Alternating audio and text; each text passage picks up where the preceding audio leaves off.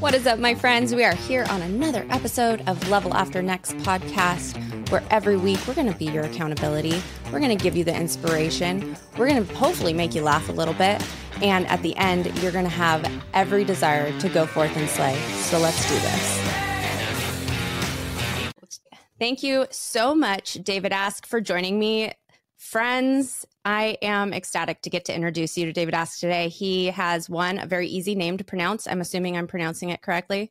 You know, oddly enough, it's pronounced Ask. There's a town in Norway named Ask, and everybody says Ask because it's spelled like Ask. So you're just fine. No worries at all. Is classic because I do a really good job of pronouncing the difficult names well, but sometimes I think people are just like, yeah, sure, say whatever. You know what's funny? Truth of the matter is I don't necessarily correct anybody because it's kind of a neat little hook when someone finds out, because it's like, you know, it just kind of stays in your mind. Oh, it's not Ask, it's Ask. And anyway, that's kind of it's a fun moment to discover that together, as it were. So not a big deal at all.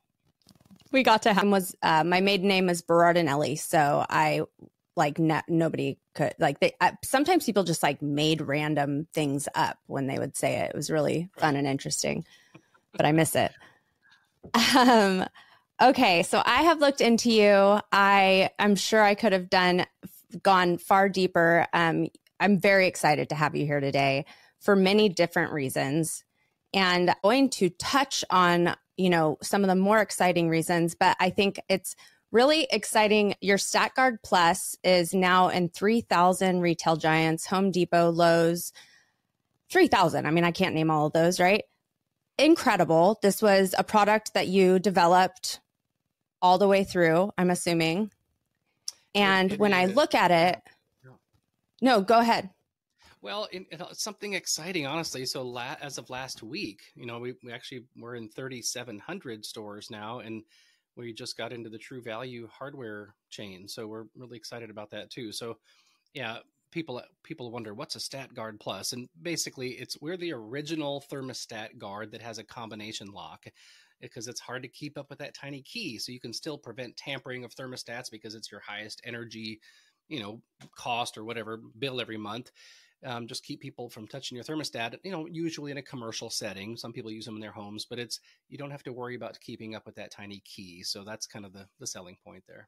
And, of course, my first thought when I saw it was this is finally how I get my husband to stop messing with my temperature. Yeah, exactly. You will never know the code. No, that's great. And I think that, it's taking that idea. I'm sure I'm pretty sure they had something like this in my last office because of course it sucked. Yeah. And so, taking that to that easier level of having the combination lock. And I love that because I feel like in entrepreneurship, that is so much. I mean, even in everything, in content creation, a lot of times people get kind of held up thinking that something else has been created that's too close to what they have created, or they see something and they're like, oh, that's awesome. And then they get frozen thinking that they shouldn't take it that step further. So how did it come to you to go, okay, well, what if we did this? Great question. So two things. It's interesting. So I was actually in facilities management with a large telecom chain for about 17 years. So actually the idea was not mine. My brother-in-law called me one day, and he was working in the South Florida area and working for banks that owned foreclosed properties, and they would get them back up for, sale, as it were. And, there were agents, of course, when the houses were ready to show, they wanted to show that house in Miami when it was nice and cool inside and everything else. So the banks, of course, started, locking down on, no pun intended, locking down on thermostats, because they just started getting these huge energy bills, in between when they got the house up and when they sold it. So he called me one day and, just asked, where do I get one with a combination lock? And nobody can keep track of these keys. So he and I actually went into business together at that point because, I'm managing, as a facilities manager over 150 locations, and we used StatGuards everywhere because if you got more than two people, you've got more than two opinions on the temperature. And nobody could keep up with the key. So I knew it would be a really good idea. It took us a while to kind of, get rolling on that, because neither of us had done anything like that, nor even run a business for that matter. So it was entrepreneurship 101, basically figure it out. And so we floundered for a few years and then started getting some traction. And, I ended up buying him out, I don't even know, 7 years ago. And so my wife and I technically run the company right now. And we're just trying to keep it lean and mean and help as many people save energy and, keep money in their pocket instead of sending it to the power company. So that is really cool. And I want to know, through those difficult years, what is it? What keeps you going? Yeah, this is going to work out. Like, this is what we have to do, whether it was losing money or all of that. Like, what keeps you going? Yeah. And great question. It's oddly enough right now, this last month, I started writing a book called The Guardians of Grit. And really it's largely out of need.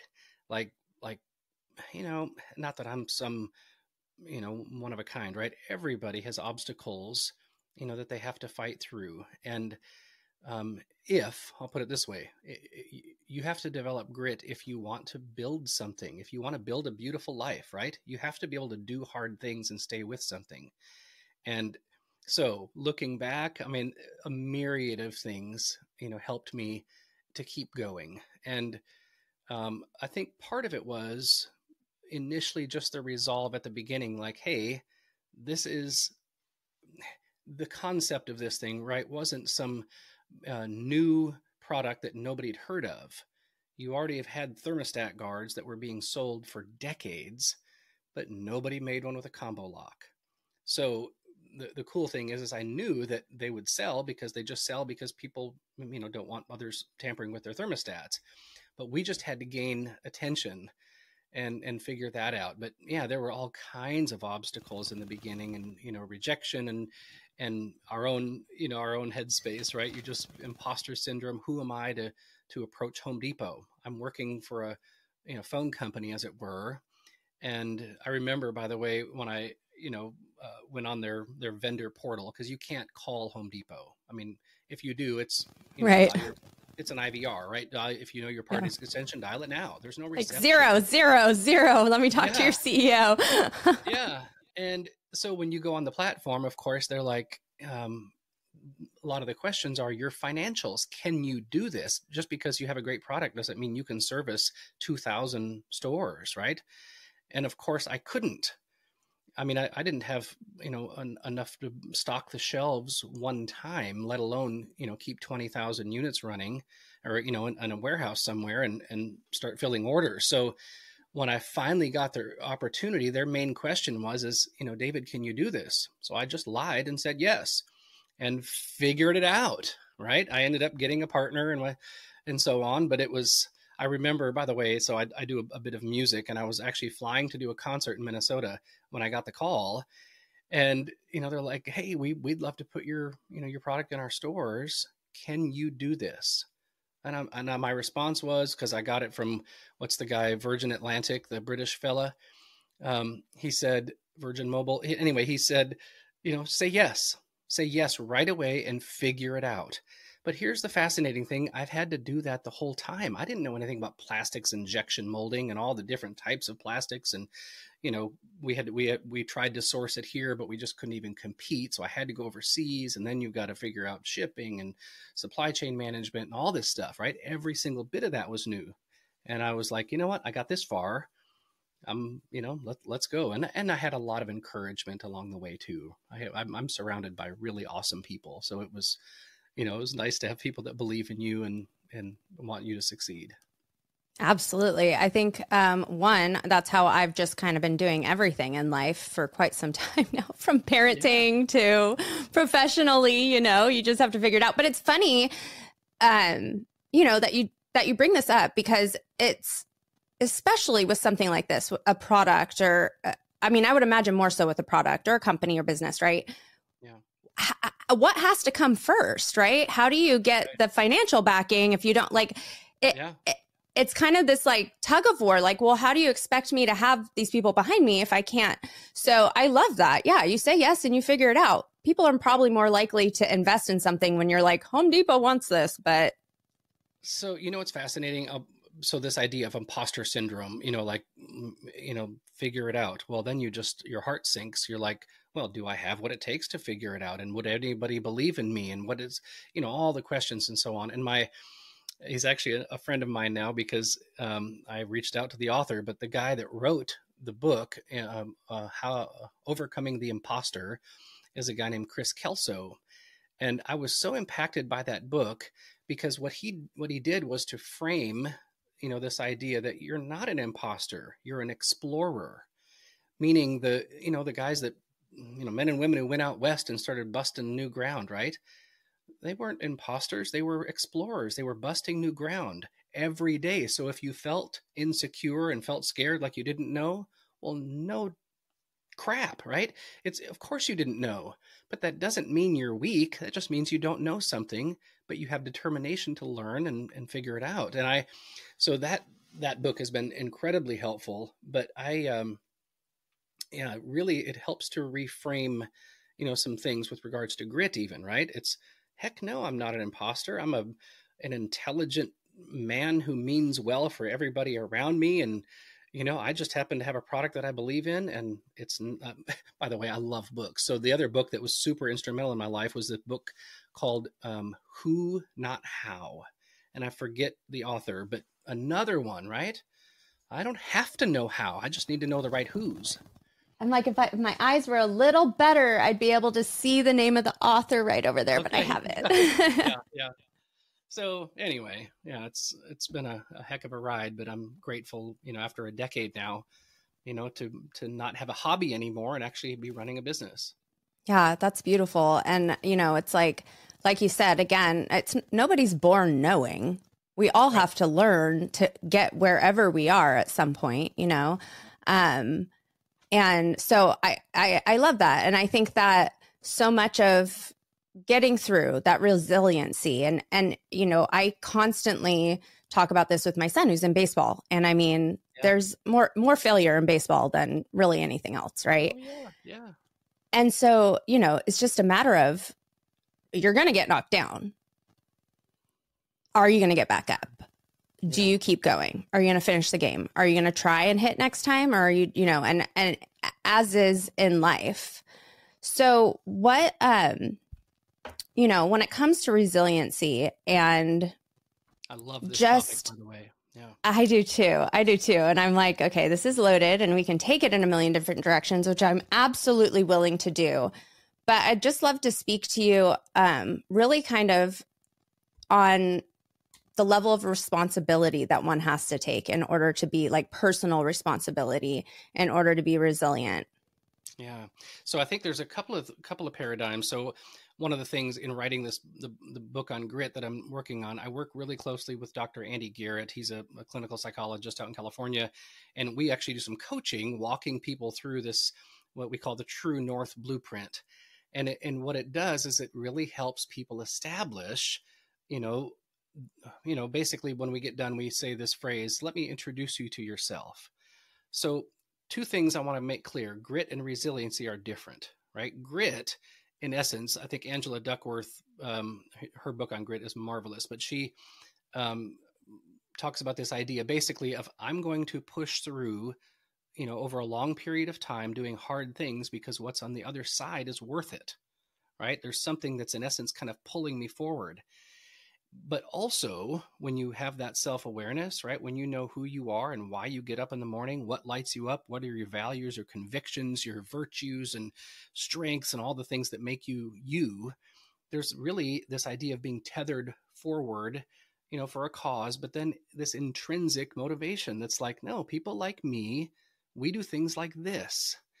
And so whereas grit is all of this idea of, I'm going to, push through hard things to accomplish something that's worth fighting for. Resiliency, right, is this idea that when I get knocked down, I have a predetermined set point, like a basketball, right? You throw it really hard on the ground and it, for a moment compresses, but then it goes back, to that shape.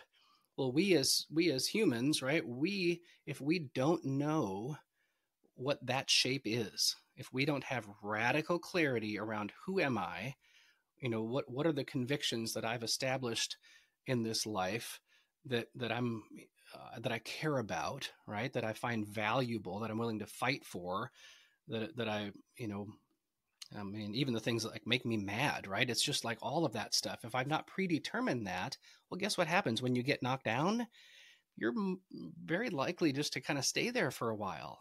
And I mean, by definition, you're not resilient, because why are you even getting up? It's like, well, it's kind of hard to get up because I might get knocked down again.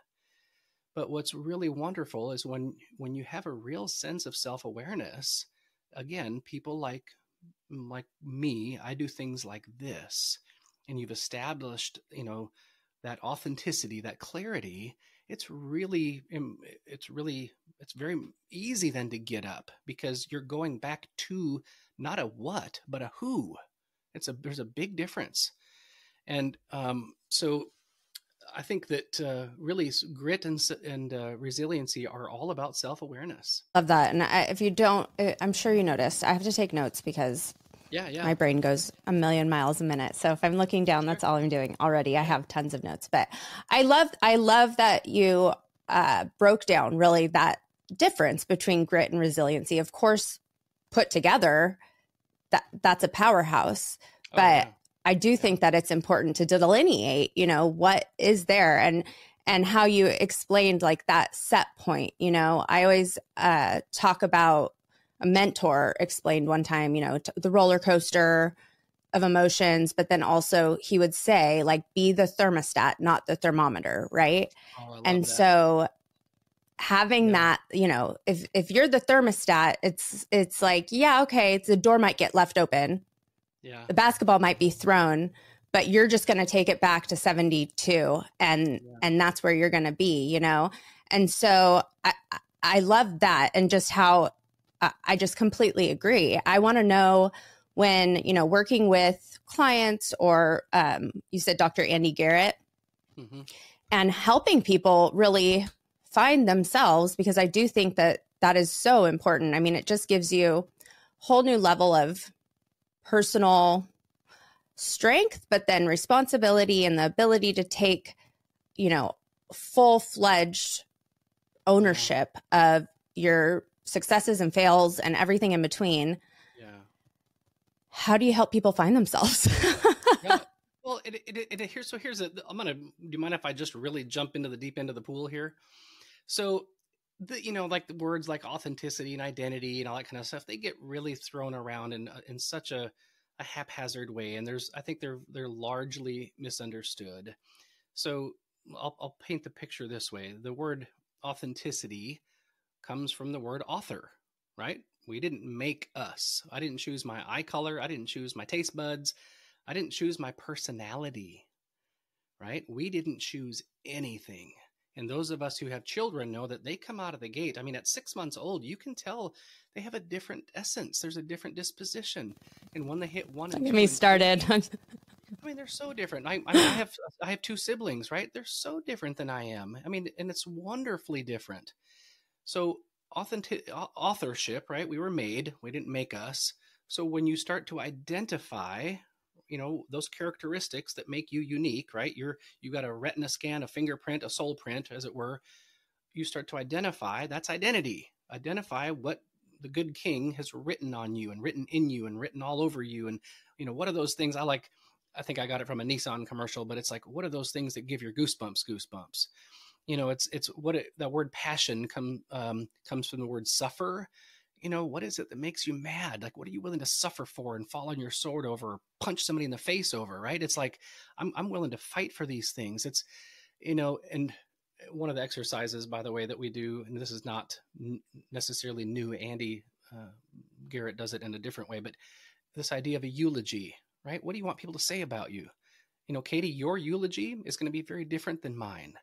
And it's amazing how when you start to describe, your own authentic you and identify those things in the English language, oh my gosh, life starts to get good. Then when you say X, Y, Z makes me joyful, well, you have a better understanding of what that is, And by the way, it doesn't, It doesn't take long to establish these things. So much of my life, honestly, it's almost embarrassing to say it, but I think a lot of people can relate with me. You know why I really wanted to get a product into Home Depot and Lowe's and everything, a decade ago? It's because I wanted to become somebody. I mean, if I'm really being honest, right? Or at least I didn't want to be a nobody. Like I was so desperate to somehow accomplish something so that others around me, the world, would give me the applause. And I was, just searching kind of for that fulfillment in the American dream, as it were. And guess what? I'm not doing that anymore. I'm not looking for that fulfillment. I'm bringing the fullest expression, the full weight of who I am, just to experience fulfillment. But I can do that with my friends on the golf course. I can do that while I'm chopping wood outside. I can do that when I'm hanging out with Parker and Kate. My daughter's name is Kate, by the way. And, even in Valentine's Day today, when Lisa gets done with work, I'm going to be with her and enjoy that. But I'm not going to look to her to assign meaning to me anymore. And truth of the matter is those who lack that internal compass, right? That true north. And by the way, I love this, and I get really excited about this, obviously, but do you know what the difference between true north and magnetic north is? So no, but I know my children will want to know. Well, it's like what it's kind of akin to what you said about the thermostat. It's so a magnetic north is like a compass, right? If you're out in the woods and you've got a compass, it's reading the magnetic field around it to get you generally heading in whatever direction you want to go, right? Where true north is a specific coordinate, like a GPS. So if we as, humans don't have carved in stone, this idea of who am I, and we don't have that established, we're going to be looking for it in all the wrong places. We're going to think somehow we're broken, I'm wounded, everybody's better, and this imposter syndrome will take over, and it will create so much chaos inside of us, as well as those around us, right? Those of us who are leaders on any level, whether it's family or whatever else, right? If I have not predetermined and defined, who am I, I'm going to be looking for validation in all the wrong places and all the wrong people. So I love this idea of, true north really is what? It's just writing those things down that make me me, and living out of the most authentic place that I can live out of, and just being myself. And man, then life starts to feel. So Dr. Andy talks about, this idea of following the clues. Well, how do you know if you found it? How do you know if you found your true north? Well, you start to feel genuine. You start to feel courageous and compassionate and free, and you got clarity of purpose. And how do you know you haven't found it? You're avoidant. You're angry. You're anxious. You're full of imposter syndrome. You're apathetic. You have fatigue. You're just like, it's exhausting to be me. And so anyway, I get really excited about that, but that is the precursor, the genesis of I forget, Dallas Willard is the one who said, the glory of God is man fully alive. Well, guess what? If you don't know who you are and you've not written down those things in the English language to describe your truest essence, you will never be fully alive. You're going to be trying to act like your older brother or Joe Rogan or the president or, somebody that you think you admire for some reason because they seem like they've got it together. But good luck with that. That you've brought this up. And it's interesting because I had a business coach who kind of called me out of nowhere. We hadn't talked for maybe a year, but he was instrumental in, so much for me business wise, and just, they're life coaches all in one. Right. And we were talking about this, and how I've been feeling that pull to start to kind of, talk about bigger things, go in a different direction. And so much of that just has to do with that trust in the author and following. And I think also trusting, like believing that there really is something great and a meaning for all of our lives that go beyond what we can imagine. And I think so many people, I think that it's really hard to believe. I know that at some point in my life, it was like, well, this is it. Like, and that, okay. But I felt like I needed to do more, you know? Right. Yeah. You're a human doing, and you're just working so hard, scrambling, white knuckling it, feeling like you got to pay off some psychic debt. It's like, remember that show, As Good as It Gets? And, you know, when Jack Nicholson walks into he's walking out of his counselor's office, and he sees the people in the waiting room, and he looks at them all, and they all kind of look up, and he goes, what if this is as good as it gets? And you hear one person go, oh, you know, but here's the funny thing. Why was that quote unquote funny and tragic at the same time? It's because there's whatever that is, right, lives in every one of us. And there's this idea of what would it look like for me to jump off the bridge and believe that the most glorious Neptune creating, koala bear creating, lightning creating creator created me in his image. By the way, you know, when you look at your kids, you can believe it for them. They're the greatest thing in the world. You're holding your baby, and, you know, my daughter is 17, or is she 17? Yeah. And she's a wonderful violinist down at Vanderbilt. And she's just perfect to me, and I can see it in her.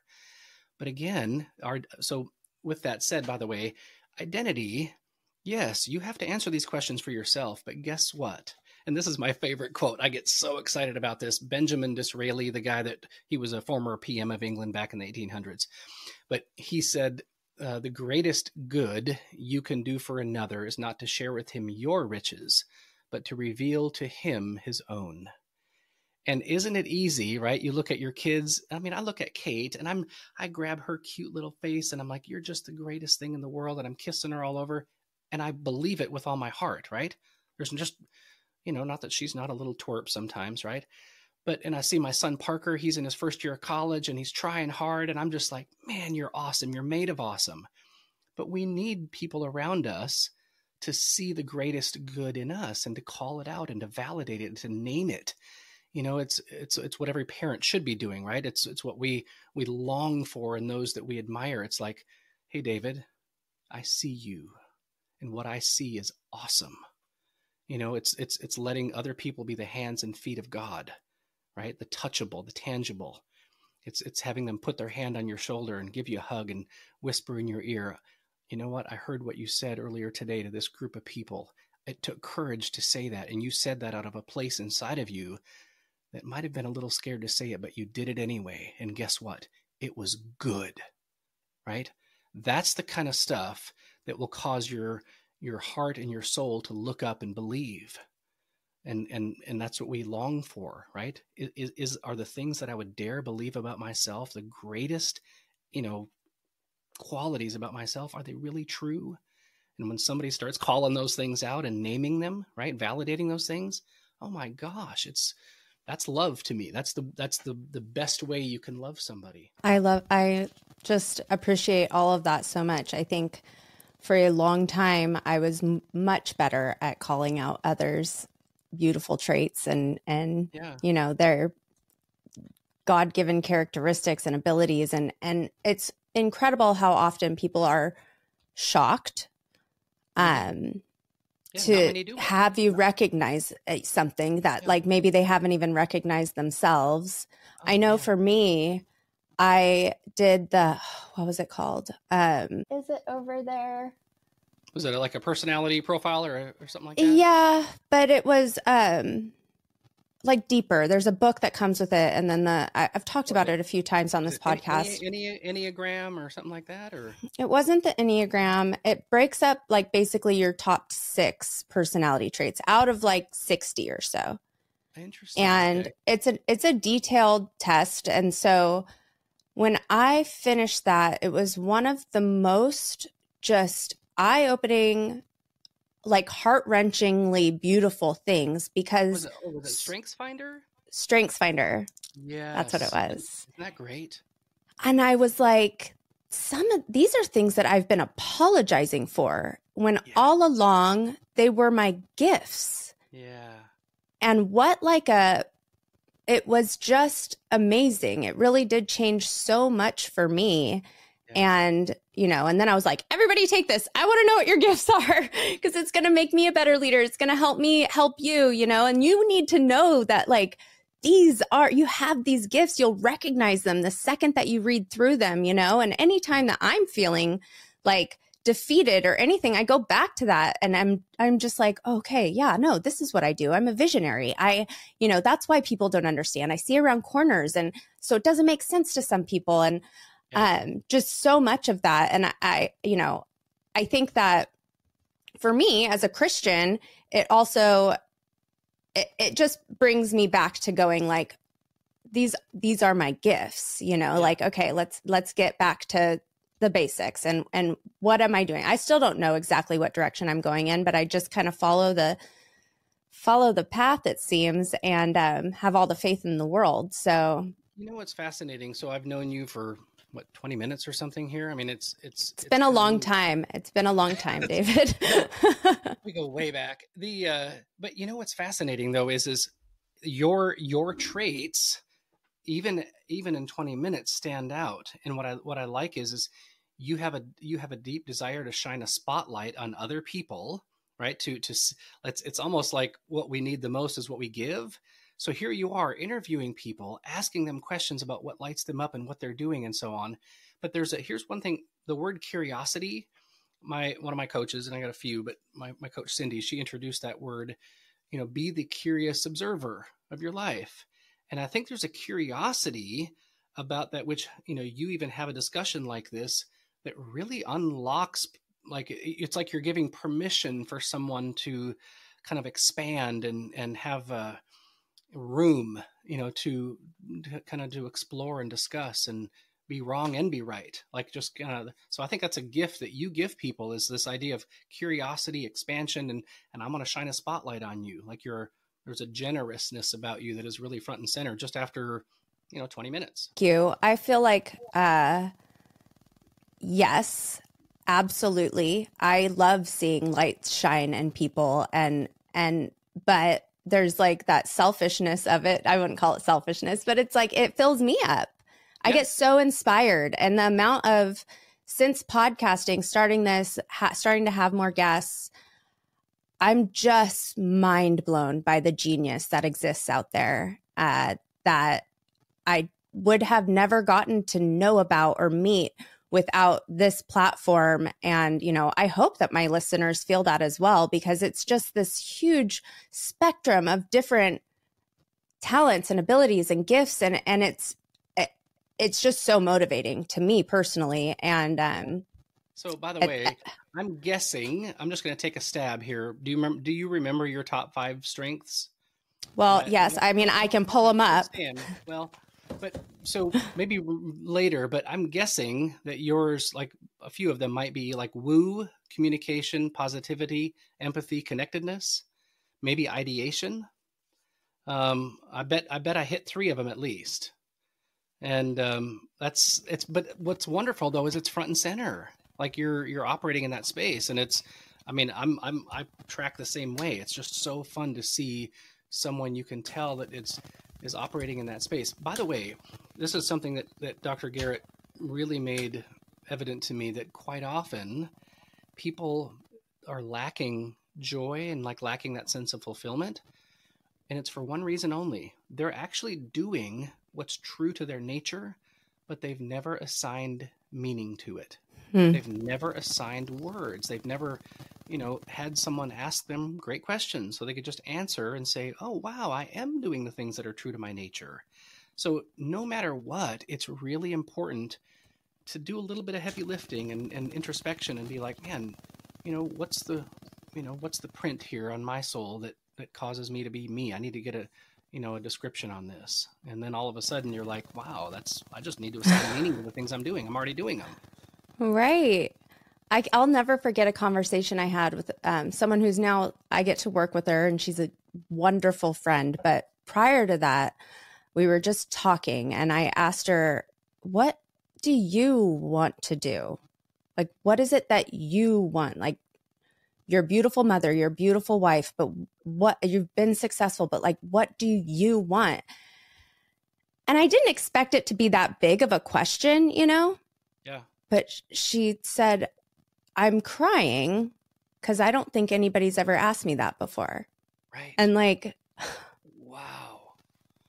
Yep. Isn't it's a funny thing, right? We get so locked up in our own little worlds, mostly out of insecurity because, there's this just right under the surface, we're always kind of thinking, they probably don't really care what I think, or if I were to say something that would be complimentary or validating, that's for someone else.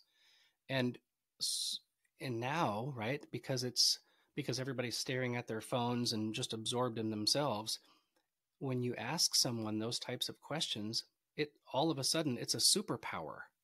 All of a sudden, you're the person in the room who just changes everything because you just had a little bit of courage to say, what are you into? What do you want? And how can I help you? And it changes their life. It's crazy. Simple, but it's wild. It's like a superhero thing. Yeah. Yeah. I mean, she talks about it the other way around. And I'm like, well, it was life-changing for me because I wasn't trying to, mind blow you with that. I genuinely wanted to know what it was that what your heart desired, but then it opened my eyes up to just how few people have actually been given the permission by someone else to think that way. Yeah. Yeah. And really it's like, well, who would want to know me? Like, we quite often we have such a low view, of ourselves, and it's, we kind of skulk around and try not to look dumb. And it's just this survival mode as opposed to, living full out and seeing things that are great in other people and calling them out and, doing great things and asking for help and supporting others. And, we just live these quiet little lives of desperation. I forget who even said that. When, like you mentioned, this seeing around the corner, when just around the corner, if you just take the step, it's an entirely different world. It can be. It absolutely can be. And so I highly recommend, whatever it be, however you want to go out and try and find your gifts, make it your business, make it your job, because this isn't about you being selfish and just wanting to know how great you are. This is about you getting to realize more about yourself and take those gifts and do something bigger with them, whether it's just in your home or in your community or wherever. I think, for me, it also helped me stop feeling frustrated with things that I couldn't understand why other people didn't understand, Yeah. Yeah. Because I'm like out here in the great big picture, Yeah. I'm going to get there somehow rather than like the analytical, what's the first step type thing. I'm going to start big and talking with someone whose gift is being strategic. And, that can be very difficult, but you can work together beautifully. Yeah, no doubt about it, man. And it, by the way, when you have the courage to, just start identifying the gold that God put in you and you start operating in that capacity, right? Not with some weird agenda and being all bullish or whatever, but just relax into who you are. You end up giving permission to people around you to explore, and they start feeling that psychological safety around you to, hey, why are you doing that? That's neat. And I wonder if I could do something like that. And it's, it just starts kind of splashing on people. And it's more about, expansion and just lightheartedness and discovery, curiosity, as opposed to, I need to nail something down so that I figure out who I am and, stare at my own belly button the rest of my life. Right. Yeah. Yeah. So much more. Our lives are, when to find joy, right? It's all about community. It's all about the service of others. It's all about making a difference. We were all made for a purpose, right? Purpose is everything. Self-awareness and all that kind of stuff. Absolutely. Right. If I'm a Ferrari, I need to know, I've got 900 horsepower under the hood and I'm meant to go fast. But if I'm a Volkswagen Beetle, I need to know that too. And I need to enjoy being that person or whatever that is. But just like every blade of grass and, insect and horses and water and, air and fire, they were all made for a purpose. And I think that unless we act in accordance with that purpose, we're going to feel really stuck, right? It's like taking a hammer and, putting it in a bread maker and hoping it comes out as bread. That hammer is going to feel lousy because it's not hammering nails. And by the way, you can probably tell here in knowing me, I love people. I like encouraging people, and I like talking about this kind of stuff. If I'm not doing this, by the way, I feel like I'm kind of shriveling up. I'm not the guy that's going to go framing houses or, working on Ferraris even. I don't care about that. But now that I've identified, that which God has put in me, and I start operating in this capacity, well, guess what? I start feeling genuine and courageous and kind and, expansive and that kind of thing. It starts to feel normal to me. And it overflows. The self-awareness is really key, but it's unto and into purpose.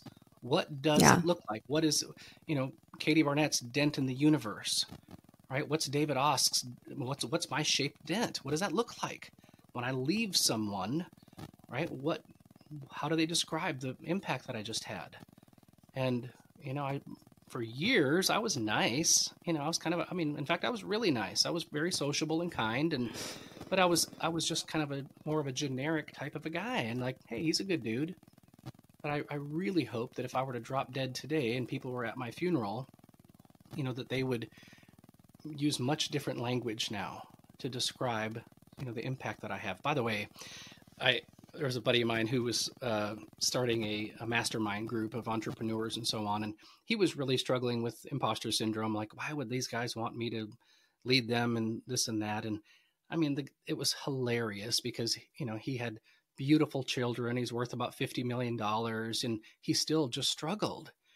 And I told him, I said, the only thing that you need to be thinking about right now is loving these guys so much with your whole heart that if you died a year from now, right after them getting to know you, that if they couldn't get a flight to your funeral, they would grab the keys and start driving. They wouldn't miss it. And that's the kind of stuff I'm talking about, right? It's you just love people so much and so well with such passion because it's true to your nature, right? Do it like you would do it. But that if they can't get a flight to your funeral and I got to drive to Dallas, Texas from Nashville, I'm going to grab my keys and I'll look at my wife and I'm going to say, I can't miss this. I'm going to watch my friend, I love that. Pay respects. And it kind of clears the air, right? It clears the air. It's all about love. And, we've known each other so long now, I'm pretty sure I'd get in the car and drive, but don't go anytime soon, all right? Because I have a feeling that the world needs a lot more of David Osk. And, I think that we could probably keep going on a million different things. I know I want to know more about the book that you have coming out. I would love to have you back on the show, if at all possible, because this was it's been a joy to talk with you. And I love where this conversation went. And I love when it can just kind of go wherever it needs to. So I appreciate you deeply. And I love the work that you're doing. And, to be able to go from creating such a great product, having so much success in it, and then seeing, the bigger picture of, it's not just about a product that we're selling. It's what do I get to do now, as I'm growing with all of this. I think it's beautiful and amazing. And you're an inspiration. I hope that is what everybody, I have no doubt that is what everybody will get out of this podcast. So thank you so much for joining me. Well, very kind of you. And I always like to say, by the way, is, if anybody's listening, if I can do anything for you, like no strings attached, and I'm serious, just reach out to me. And just my email is hello@davidosk.com. So just let me know and I'll do my best. Different way to get a hold of David will be in the show notes, as well as how you can get a hold on, what's it called? The Smart StatGuard Plus. StatGuard Plus. You're right. I'm going to go ahead and use my Amazon link though. That's right. We'll have everything that you need to get a hold of David and follow him. Are you on social media anywhere people can follow you? Yeah, LinkedIn and Instagram, Twitter, all the stuff. Yeah. Awesome. All right. Well, we'll make sure to get all of that. Again, thank you so much. Thank you for listening. People, you got a good one this time, and appreciate you always. We will talk soon. Glad to be here. Thanks.